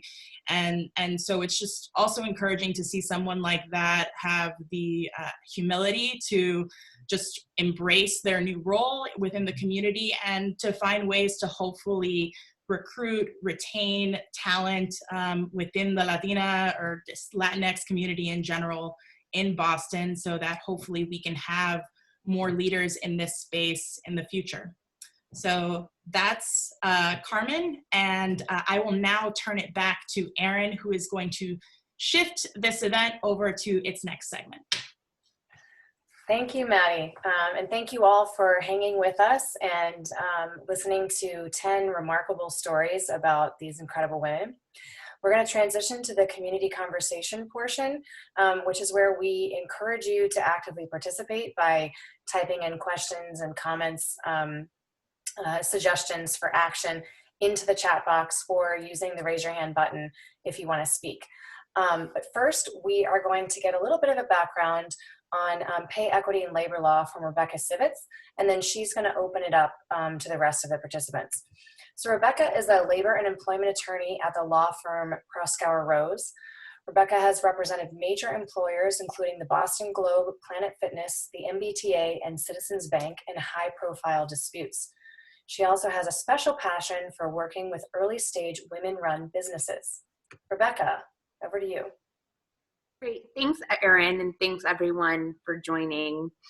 So today is Equal Pay Day, and that's how we chose the date for this event. So why is today specifically Equal Pay Day? It's actually a different day every year. Today's Equal Pay Day because for women to be able to earn the same amount as men did in 2019, they would have to work all of 2019 plus 3 more months into 2020. So March 31st is the day when the numbers all average out. So each year, the National Committee on Pay Equity sets this date to highlight overall pay disparities between men and women. So today I'm going to talk a little bit about some of the legal landscape that we're dealing with and just to kind of contextualize the kind of greater conversation about pay equity issues. So, as kind of alluded to in the introduction, nationwide, comparing the median annual earnings of women working full-time to the median annual earnings of men working full-time, women earn 81.6 cents for every dollar that men make. As for Massachusetts, we have the 3rd smallest pay differential of any state, but that means still that on average, women in Massachusetts earn just 83 cents on the dollar. The ratio is even worse with women of color, with Native American women earning 64 cents on the dollar, African American women earning 59 cents, and Latina women earning 51 cents. So while this problem is very multifaceted and the exact causes are difficult to pinpoint with any sort of exacting nature, there are laws that are related to pay equity that are an important part of the landscape of addressing these issues. So today I'm going to talk about just a few federal laws that are aimed at these issues, as well as some Massachusetts-specific laws that are a little bit more innovative, and then open up the floor to questions for myself and also the other presenters. So high level, on the federal level, there are several different laws to prohibit discrimination on the basis of sex. One of them is Title VII, which makes it illegal to discriminate on the basis of sex in any regard, but also in pay and benefits. There's the Equal Pay Act, which is part of the Fair Labor Standards Act. This law also prohibits sex-based discrimination between men and women who are working in the same establishment who perform jobs that are substantially similar. And then another interesting law is the Fair Pay Act, or the Lilly Ledbetter Fair Pay Act. And what this did was it extended the statute of limitations that was available for women to sue for sex discrimination. Previously, before this law was enacted, it was the rule that if someone discovered that there was wage discrimination going on, so if I found out that a man who's doing the exact same thing was making much more than I was, I only had 180 days from when that unlawful pay practice started to be able to sue my employer. This was a very significant issue as in some cases, it can take years to discover pay equity issues, and in any event, certainly longer than 180 days. The Lilly Ledbetter Act, which was one of the first pieces of legislation that President Obama signed, was aimed at addressing this issue by making it so that as soon as a woman learned of, when someone learned of wage discrimination, they were able to act on it, because each time someone received a discriminatory paycheck, that restarted the 180-day period where they could bring a lawsuit, which is pretty significant. So given that there are some federal remedies available, there are also some state corollaries where the states have tried to address these sorts of issues. So in Massachusetts, we have our own version of the similar to Title VII, which is our anti-discrimination laws here. We also have a pay equity law here. But something that's kind of more interesting, and it's very positive in a lot of ways, trend we're seeing, is that in 2018, Massachusetts passed several amendments to its pay equity law that looked at taking on pay equity issues in a more kind of comprehensive and systemic way. So the first thing that this new law did that was very interesting was that it better defined what it meant for work to be comparable. And through that, it made it a lot easier for people to bring claims that they were being treated differently than their comparator. This was helpful because it allowed courts to take a more expansive view, that someone didn't have to have the exact same job title as someone else to be being considered treated inequitably. They just had to perform similar services. Second, the bill provided an incentive for employers to do a self-evaluation of their own pay practices by making it so that they could defend themselves against allegations of inequality by proving that in the past 3 years, they completed a good faith self-evaluation of their pay practices and then worked to make reasonable progress towards limiting any wage differentials that they uncovered. And lastly, the bill prohibited employers from requesting or inquiring into the salary history of job applicants and from restricting employee discussions about their own or other people's wages. This was a really kind of innovative approach because a lot of these issues are self-perpetuating when it comes to pay equity. The idea is I've made less historically, perhaps because I'm a woman, and if my next employer is just saying, okay, what did you make before? We're going to offer you the same or a little bit more than that. You're not going to see these huge changes because people are making decisions based on theoretically historical injustices that are related to compensation. So by prohibiting those conversations from happening in hiring, then employers are forced to really look at people at their own merit, to take more of a focus on what's happening in the job market generally, and to hopefully address some of these injustices. Massachusetts is not the only state that has done that. There are a lot of other states that are working towards banning salary inquiry as well. So there's clearly more work to be done in this area, but that's kind of a general overview of where we are at the moment. So, I'd like to open up the floor to anyone who has questions about what I've just said, or certainly any of our presenters are happy to entertain questions or comments as well.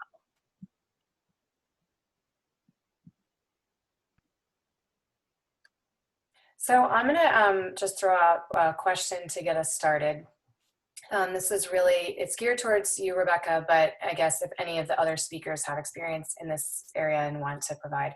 I'm just curious if you have advice, if there are any participants who are listening now who are having issues with pay equity in their work. If you have particular advice on the steps to take, as it obviously it varies by industry. I know that a lot of the people who are on the call are connected to the cultural workforce in some way, and it's a very hot topic in the museum field right now. Sure. So I think just kind of on a very high level, I think that the more we talk with our coworkers and break the pattern of silence related to compensation, the more progress that we're able to make. So talking to your peers saying, I got this bonus, what did you get? Or, this is what my compensation looks like, and kind of getting away from the stigma allows us to uncover that sort of information. So I think that that is a good tool.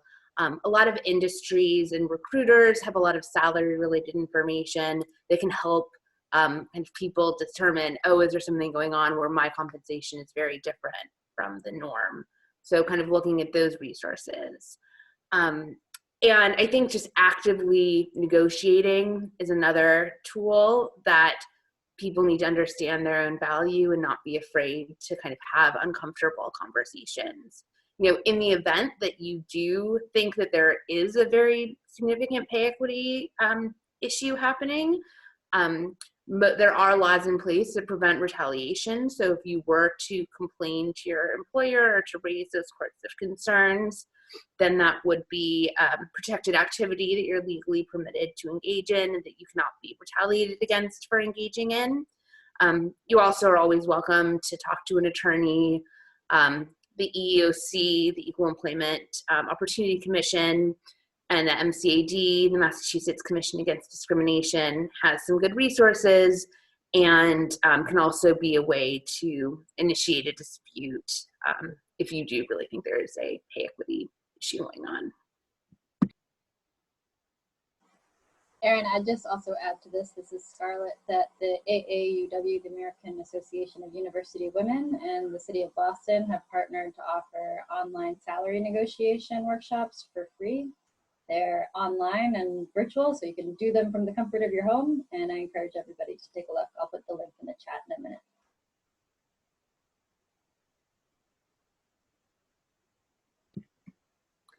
So, kind of along the same lines in terms of questions for the group, We've talked a lot, I just talked a little bit about like the legal ways that we can address income inequality.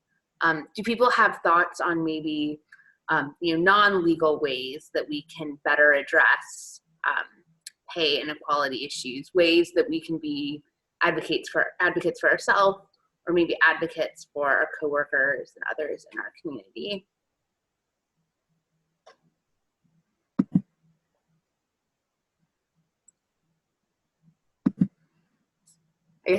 This is where you use the chat box, everybody. See. I guess another, question might be, do you think that these things like having salary inquiry laws or just having these kinds of high-level laws to prevent discrimination, are effective, that they can work? Or do you think that if we want to see real changes, there's other things that need to happen? We have one comment. This person says, there seems to be a new trend in organizations about salary transparency. That's definitely something that we're seeing more and more. Somebody else has said, women in management can make sure they are paying their employees equitably. I would add to that on an action step level that we can advocate for and support our colleagues and coworkers, particularly those who may be a little bit nervous about negotiating for themselves, but that having those conversations, as you said, Rebecca, about salary and like removing the mystery around what we're all making, at least when we're at the same level, and then openly advocating for your coworkers as well. Also, I'd also add that the British Museum Association and Culture have a link that states a breakdown of gender and pay for certain cultural institutions. It's not something that the American cultural field does, but it's interesting in the UK. Yeah. Oh, go ahead. I was just going to jump in and say that I think a trend that could be helpful would be perhaps mentorship, because I know that I sometimes have difficulty navigating new situations, and I don't necessarily have connections that can help tell me you need to advocate for yourself now in this way, etc. And I think maybe more robust mentorship programs for women, people of color, any group that might be historically disadvantaged in any way could really help propel this conversation. Great comment, Chloe. We have another comment about more women on boards will also help with pay equity. And then we have our first question, which can be for Rebecca or if anybody else on the panel has some suggestions. What can those going into a job do to advocate for themselves? Because sometimes when you're applying for a job or interviewing for a job, it's hard to know what the salary situation is at that organization, and you don't have the benefit of support from your colleagues or somebody on the board who is a fan. What are some pieces of advice we can offer for people seeking a new job and wanting to go in with equitable pay?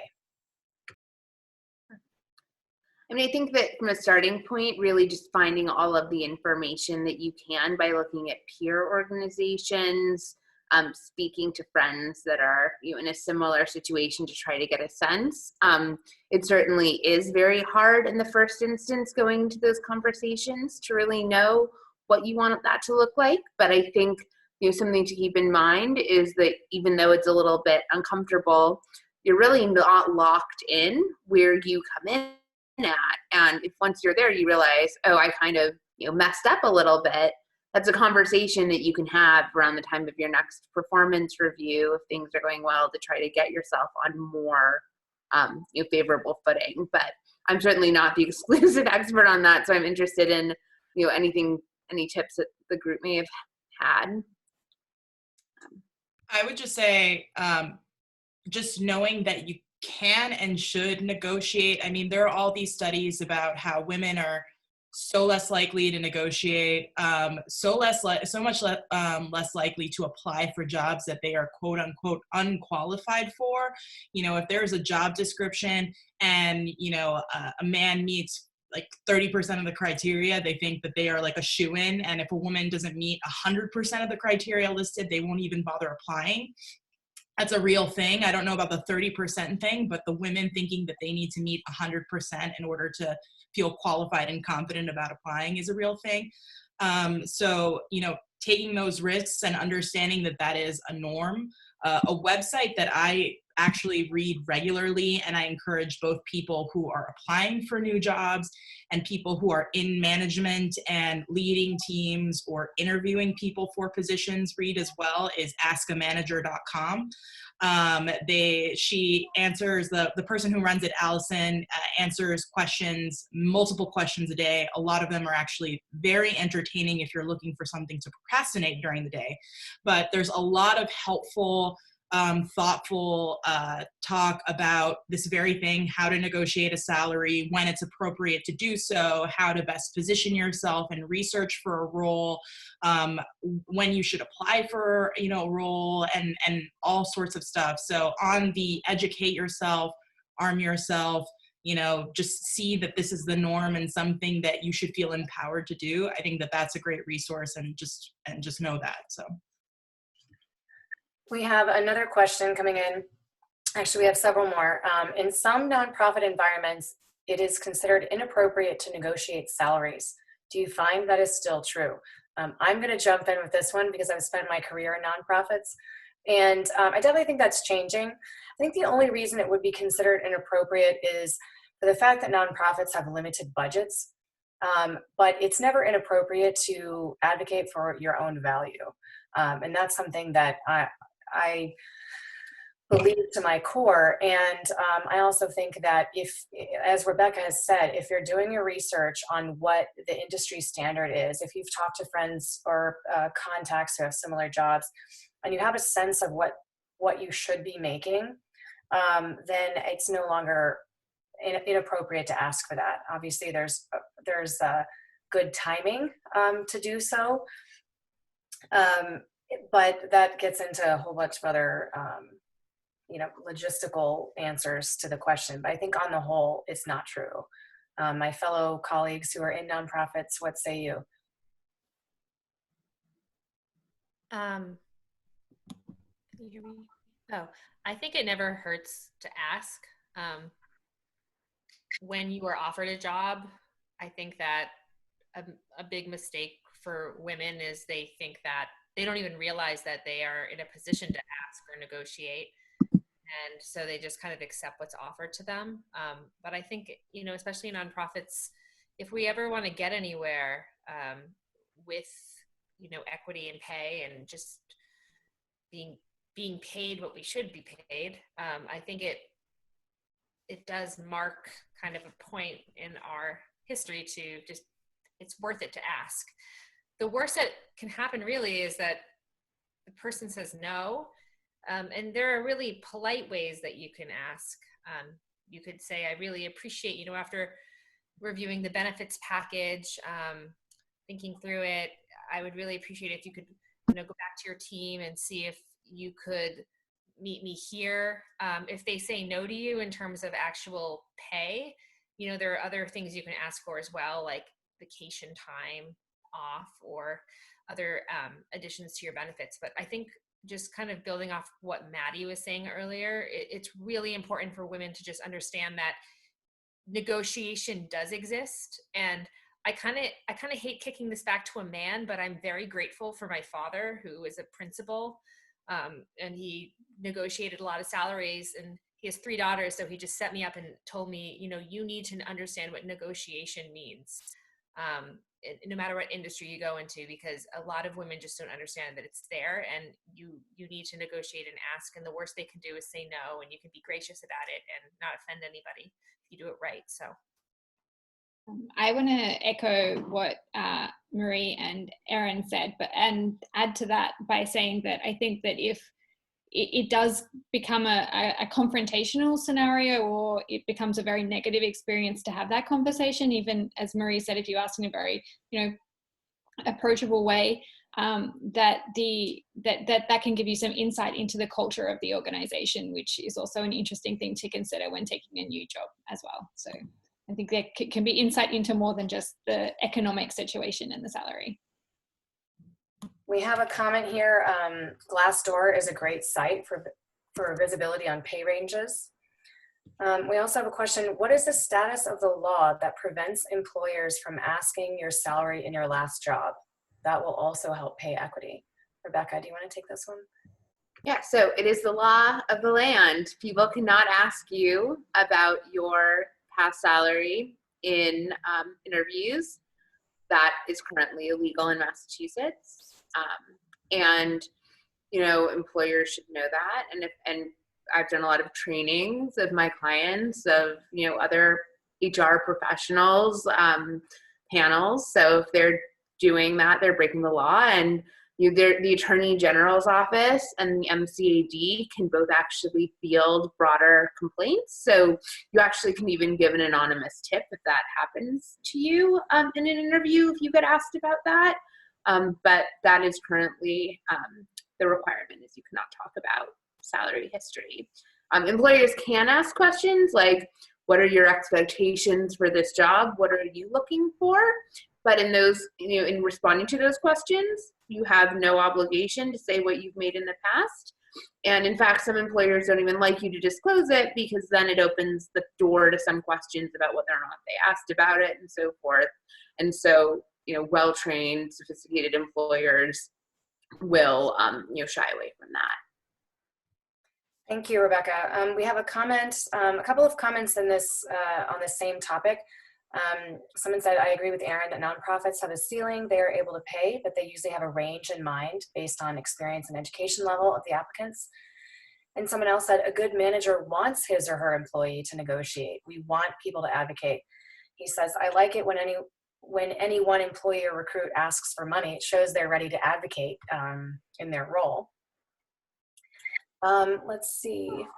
Anybody? You might have missed one just quickly going up, which is a question about the first steps for standing up for yourself when you're in a male-dominated, white male environment. And I think that's a really great comment. So just want to not miss that one. I would say you just have to kind of do your best to say, I'm going to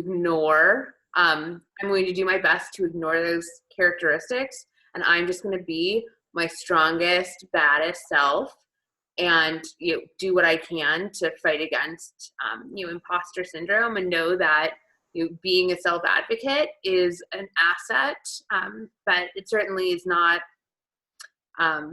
something that is easy to do.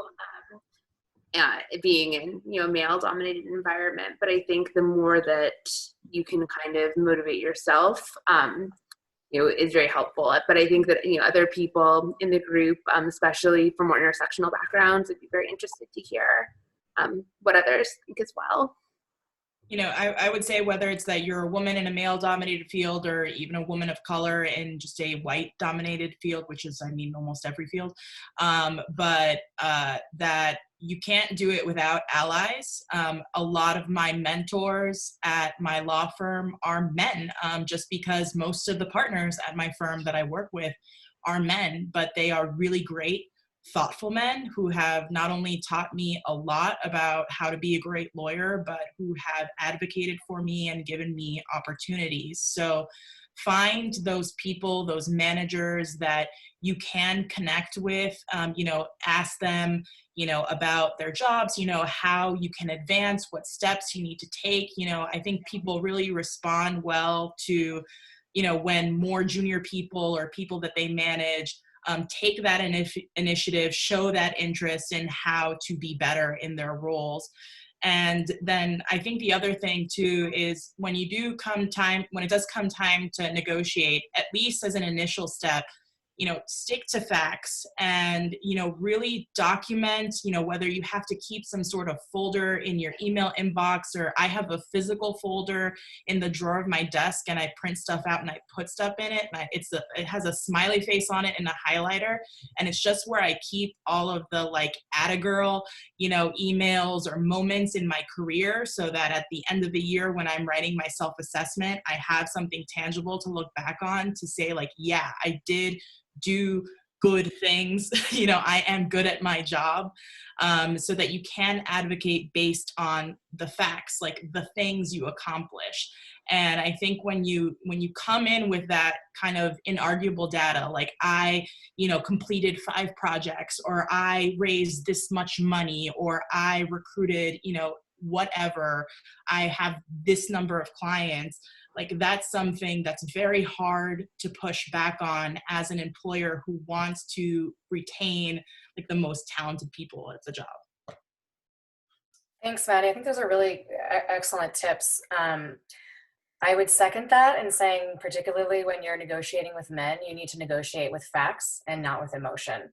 It should never be about what you think you deserve, but it should be about, this is my value, this is what I bring to the organization, and here's why you should pay me more.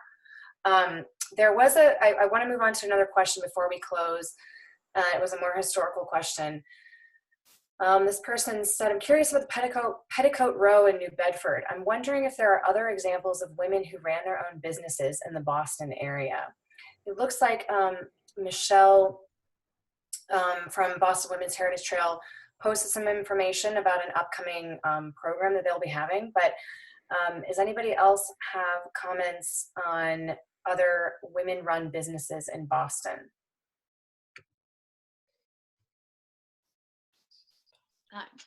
Hi. I guess historically, Petticoat Road was in Nantucket. And I mean, if we're really going back, there was a woman that, oh my goodness, I'm sort of forgetting her name right now. I could look it up, but there's a portrait of her in the Museum of Fine Arts. And she was in the years just running up to the Revolutionary War, she was a business owner and one of the richest women in Massachusetts at the time, because she ran her own business and managed to be the first person in Massachusetts, possibly in the colonies, to get a prenuptial agreement. She made enough money, she wanted to protect it, and made a second husband sign a prenup. So whenever he passed away, she got all of his money and wound up being one of the richest women in Massachusetts. And she also mentored other female business owners in Boston. So they were Amy and Elizabeth Cummings and Elizabeth Campbell Smith was the other businesswoman. So those are two that I can think of off the top of my head. Okay, so we're gonna wrap up. We're just at 2 hours, so I wanna thank those of you who are still on. Thank you so much for hanging in there. Don't sign off yet. I wanna thank you from the bottom of my heart for participating, contributing, and choosing to engage with us tonight when you could have been binge-watched Game of Thrones or something. As I mentioned at the opening of the program, this kind of public programming is only made possible by generous contributions from participants like you. Due to the ongoing public health crisis that is affecting everybody, Old North, NEMA, and the Boston Women's Heritage Trail, like many organizations, are facing critical funding concerns that put our ability to continue offering high quality programming and engaging visitor experiences at risk. If you are able to, please consider making a donation tonight to support our ongoing work. I've included the links to give for each organization in the chat box at the bottom of the program document we shared with you via email as well. Every gift is enormously helpful at this time and will help ensure that we can sustain programming and operations over the coming weeks and months. Another way that you can help Old North is by shopping in our online gift shop, where we have a wonderful selection of women's history books and souvenirs. Everything from My Feminist ABCs to Dina's book to a 19th Amendment puzzle. This link will also be included in the chat box. And then please remember to take a few moments to complete our simple online survey. Tell us what you thought of tonight's program and make suggestions for future programming. And the link will also be up shortly in the chat box. Finally, thank you to our dynamic speakers, Dina, Jen, Scarlett, Chloe, Casey, Lisa, Marie, Jody, Maddie, and Rebecca. And thank you to the fabulous women who came before us. Mary, Harriet, Delia, Rose, Margaret, Donna, Isabella, Gertrude, and Matilda, and Carmen. And thank you to all of you. Look in your chat box before you sign off, and we will hopefully see you at another program soon.